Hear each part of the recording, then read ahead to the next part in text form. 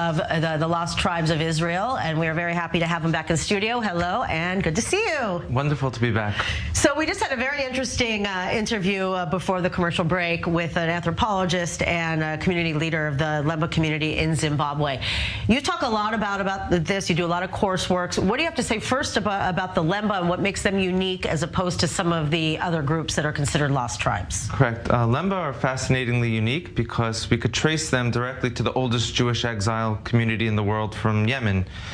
And the Yemenite Jewish community, when they came back to Israel, they had customs that were preserved for 2,000 years uninterrupted. Even some of their pronunciation of Hebrew letters were unique as far as how the Ashkenazim and Sephardim pronounced their letters, but no one challenged them saying it's unauthentic. It was as authentic it can get. And so when you see the Lemba all the way down to the bottom of Africa, tracing their roots to the Yemenite Jewish community, building in the same structures and having certain traditions that are the same, and like no one else in South Africa, it shows you the far-reaching scale of these Israelite customs and traditions. And not to mention, obviously, we speak about the genetic Kohen phenomenon amongst the Lemba people, that a large percentage of them have a genetic marker to be from the Kohanim, from the priests of Israel. Tell us more about your work and the coursework that you're doing, because you are a real advocate for this topic and why it's so important in the times we're living in. I appreciate it. I think the most important thing is like the if so, so what? So we've established that there are these individuals over here, but the next question is, what do we do about it? Is everyone's supposed to convert and come back to Israel?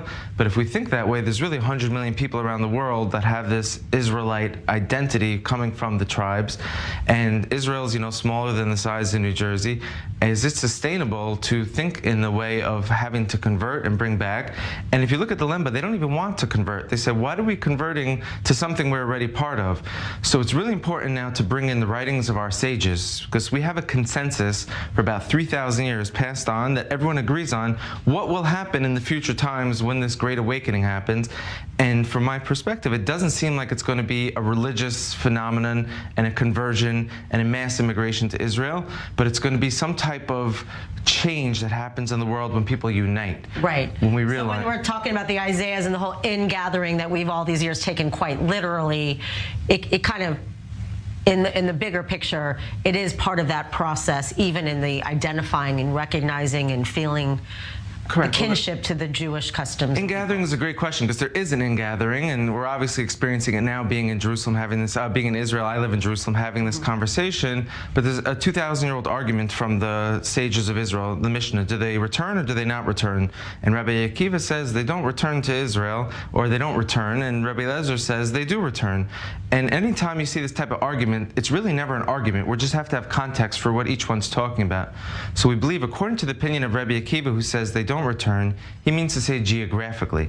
According to the opinion of Rabbi Eliezer, who says they do return, he means to the consciousness and to the community, and we do unite and lock arms in the future. So there's no contradiction over here. So now we have a huge opportunity to make something out of 100 million people minimally who want to be part of this world peace phenomenon that we've been praying for thousands of years. So how do we also help educate people that are also looking to connect, but there's comments like, well, you guys are imposters, you're not the real Jewish people, and then you're kind of getting people on the other end of the extreme. So how do we bring it all together that everybody's on the same page? Yeah, there's a few things. One is, they always say haters are going to hate. So I've kept my line, tunnel vision, and ignored most of the hate for the whole entire time. But I have learned to be sensitive to the haters, because a hater sometimes is someone in the schoolyard who's not invited to play with all the other kids, and they feel like they're on the side, which causes psychological... Like Kanye West. Correct. It causes psychological resentment when you're not on the inside of something going on. Whether or not that thing is good or not, you're going to view it as bad because you're not invited into it.